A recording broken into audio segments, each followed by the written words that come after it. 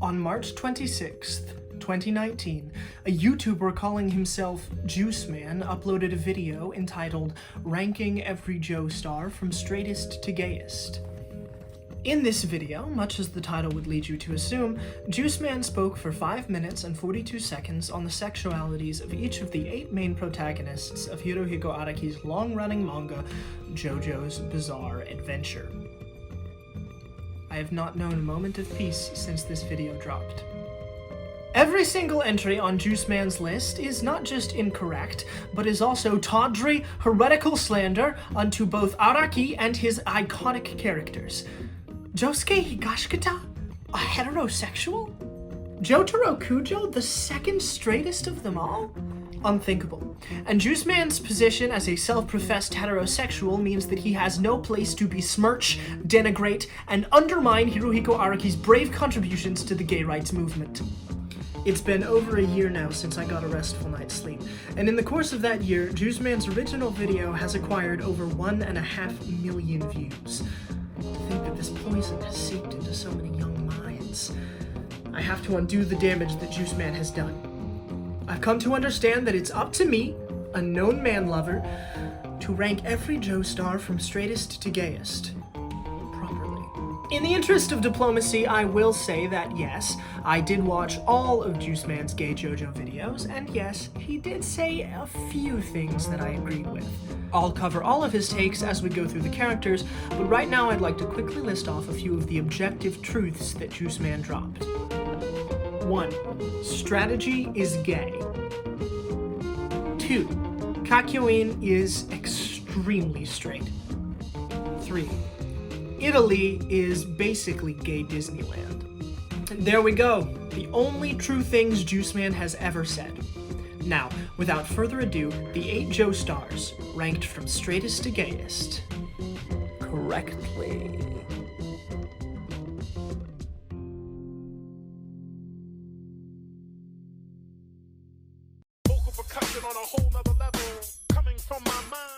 In Jewce Man's original video, he named Gabi the gayest Joestar, a folly which, while absurd, can be chalked up to the admitted fact that he hadn't read Part 8 at the time. We don't have time to call him out for his hubris, but we do have time to talk about why he is as wrong as he could possibly be. Araki has been known to pair his male protagonists off with female love interests, but he never makes it very believable. Some of these love interests don't have any dialogue, and some of them aren't even named. Those that remain are offered only enough screen time with the protagonists to establish that they think he's cute. It's clear that the Araki of the 80s and 90s found writing women to be a grueling task, and included them in the story only when absolutely necessary to distract from the overwhelming gayness inherent to all of his work.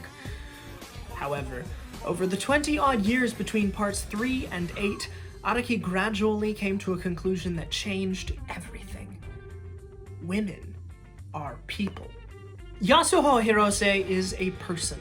She fights, she bleeds, she laughs and cries, she has a complex relationship with her parents, and this degree of personality has helped her to have enough screen time to be known as a true Joe Bro, in much the same way as one might classify Okuyasu or Polnareff. This also means that her slow burn relationship with Part 8's protagonist is pretty much the only believable male-female dynamic in the entire 30-year run of the series, which cements Gabi's place as the most heterosexual Joestar. That tight little sailor suit is gay, though. I don't think Araki knows. Jewce Man placed Jonathan at number 1, naming him the straightest Joestar. This take is not unacceptable, although the evidence he provided was nonsense. He's too old school for all that gay shit. As an honorable academic, I deal only in veritable fact, so we need some real evidence for why Jonathan is a heterosexual man. As Jewce Man sometimes acknowledges, Speedwagon is gay. That he fell in love with Jonathan the moment his life was spared is the only plausible explanation for why he was so willing to follow a near stranger through hell and back. But even putting that aside, Jonathan's own grandson presents the theory in-universe as to why Speedwagon never married. Now, imagine you're bisexual. You are bisexual. And both Speedwagon and Erina are in love with you. Who do you choose? Speedwagon, obviously. No offense, Grandma, but there is obviously a superior choice here. The fact that Jonathan went with Erina can only bear one explanation. He was forced to by his diseased heterosexual brain. Jonathan Joestar is straight. I know what you're thinking. Giorno Giovanna? Straight? No way! Among the salient points Jewce Man makes is the assertion that Giorno is the only JoJo to never show interest in women. And he's, well, not entirely right, because neither Josuke nor Jotaro ever really show interest in women either, but he's right that Giorno doesn't show signs of straightness. So, why would I rank him as the third least gay character? Because he's not gay, or straight, or even bisexual. He's something else entirely, and together, we're going to find out what. Let's take a look at his major relationships. His dynamic with the only girl in the part is ill-defined. With a forgivable stretch of the imagination, you could extrapolate camaraderie, but to claim there's any romantic chemistry between them would simply be a lie, or a headcanon if you want to be generous with your terminology. What of the boys in the gang? Well, putting aside the fact that several of them are outside his age range for romance, he's not very tight with them either. You could say he respects Bruno, or works well with Mista, but you'd be hard-pressed to find me concrete evidence that he even likes Naranjo or Fugo, not to mention that Abba despised him to the bitter end. Sure, he cares about his allies, and he wants them all to get out alive, but love? For any of these guys? There's really no sign of it, and there's a reason for this. They're his co-workers, and he's been at this job for a week. Have you ever fallen in love with a co-worker you've known for a week? Get help! But even outside of work, his whole life bears no indication that he's out here making any friends. Giorno was clearly willing to drop out of school at a moment's notice, abandoning everyone he'd ever known, and at no point does he receive concerned calls or texts from classmates. The truth is that Giorno is far too focused on his lofty career goals to have time for a relationship, meaning that he is functionally asexual, aromantic, and aplatonic. That's right. I said what everybody else was too afraid to say. Giorno Giovanna is anime's most legendary aro ace icon. Jewce Man claims that Joseph is gay, but really, it's undeniable that Joseph Joestar is attracted to women. Even if we gloss over how he peeps on his mom and hits on girls he barely knows, he cheated on his wife with another woman. What would motivate a man to do that, if not a truly insatiable appetite for lady? Yes, as Timothy Chalamet would say, this is a fellow that loves pussy, tits, and ass. But let's not be cisnormative here. As Caesar proves, men can also have tits, asses, and even pussies. And as Joseph's touchy-feely, teary-sheddy relationship with the heir and hope of the Zeppeli name proves, Joseph is not confined to making a binary choice between a male or a female love interest. The following is a clip of the one and only time Josuke expresses an opinion on women. ちょっと待ってください、ジョータロさん。今、ハンティングって言ったんすか？まさか、それ。ナイスバディのお姉ちゃん捕まえるハンティングっすか？俺結構純愛タイプだからな。やったことねえっすよ。See that? Not only does Josuke politely turn down an opportunity to pick up chicks, but he has a plausibly heterosexual excuse at the ready. Oh, I'm sure my true love will find me one day. Yeah, Josuke. I'm sure he will. Aside from this, Josuke's aesthetic and personality are both simply the gayest out of all of the JoJos so far, which makes up for the lack of textual evidence to point his sexuality in any direction. The hearts, the purple, the healing, the fact that he's got all the kindness and polite charm of Jonathan with all the mischief and exuberance of Joseph, a straightie could never. Jewce Man backs up his ridiculous claim that Josuke is straight by asserting that Whenever people make fun of his gay hair, he beats the out of them. But I say that's just him playing his role as a righteous crusader for gay rights. Jewce Man actually gave Johnny the same number ranking that I did. I suppose even the most fitfully delusional members of our society must also be blessed with a few sacred moments of lucidity, during which they breach the churning, boiling seas of their own delirium and convulse upon the sand, gasping for a breath of precious truth. He still managed to be wrong about something, though! Viewers, I must warn you, the content I'm about to force upon you is unsavory in nature. Here is Jewce Man's take on Johnny Joestar's sexuality, presented in its unedited entirety. Number 6 is Johnny Joestar. I'm not going on much here, but Johnny just looks like that sexy cowboy that's been rocking my dreams lately. Last night, a horse wasn't the only thing Johnny was riding. Not only does Jewce Man reveal that he doesn't know what writing is, he also makes the outlandish implication that Johnny would ever top. Jewce Man tells on himself here, and once and for all displays he doesn't truly understand what gayness is.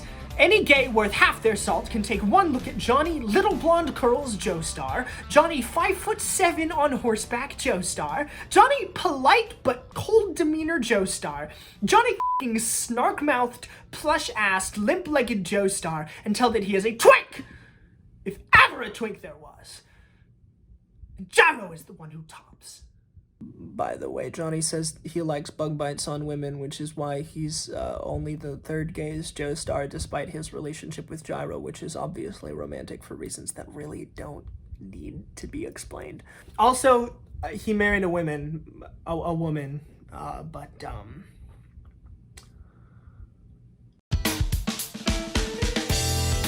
the Jolene segment in Jewce Man's original video was,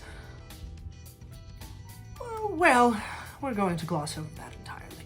Instead, I'd like to point out a fact that Jewce Man also acknowledges, albeit in a later video of his. Anasui, Jolene's explicit love interest, was originally meant to be a woman. This is evident in the fact that, in Anasui's very first appearance, Araki went so far as to very clearly draw him with all of the secondary sexual characteristics that he associates with womanhood.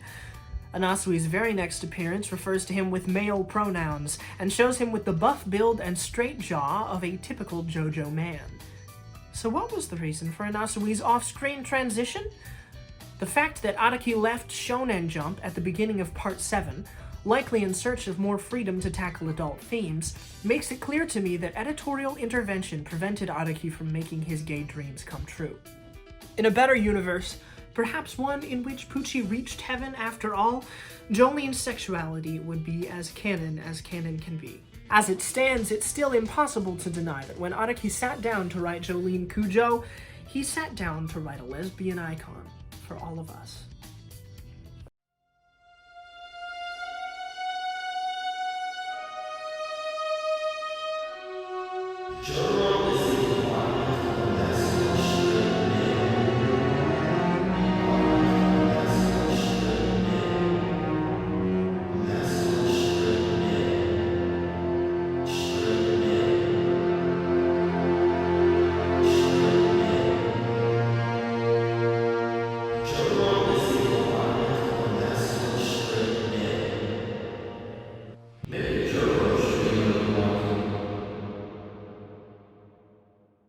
I'm an agreeable guy.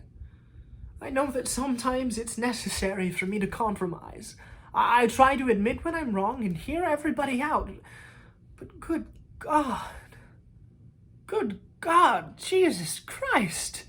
Jewce Man placed Jotaro at number 2 on his list.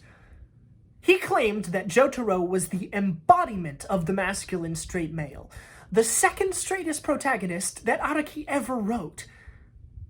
I have never seen anyone be so confidently, brazenly wrong about a fictional character in my life. Jotaro is not attracted to women. Jotaro hates women. Every woman that ever speaks to him in the entire series gets shut down as aggressively as possible.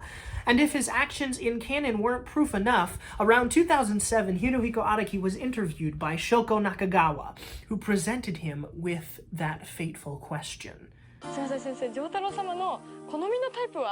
To which Araki replies, how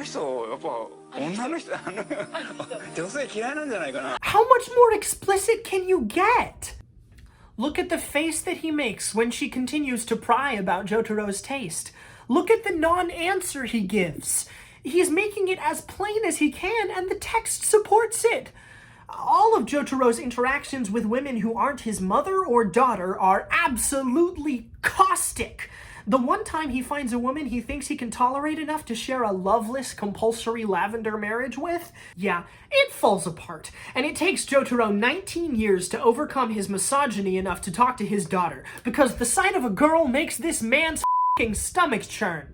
On Doylistic and Watsonian fronts alike, this character is not compatible with women. Does this make him sexist and problematic? Yeah. But does it also make him gay? Yes! Someone with no knowledge of the gay community, with no knowledge of hunks and bears and stone-cold gym wolves, could be forgiven for naively confusing stoic machismo with heterosexuality, but even if you push all of that aside, the subtextual evidence for Jotaro's gay coding piles too high for any self-respecting literary analyst to ignore. Listen to me, if you dig just inches beneath the surface of the role that Jotaro plays in parts 4 and 6, beneath the tough-to-please mentor archetype, beneath the tropes of the heartless hero and the deadbeat dad, Jotaro's personal story is a very forthright presentation of a narrative that many gay men of his generation would find naggingly familiar. It's the story of a gay man who builds walls made of hypermasculinity to protect himself from the truth of his own identity. The story of a gay man who tries to force himself to love a woman, but finds himself lacking and hides from his whole family out of shame, and out of the belief that he simply isn't built for love.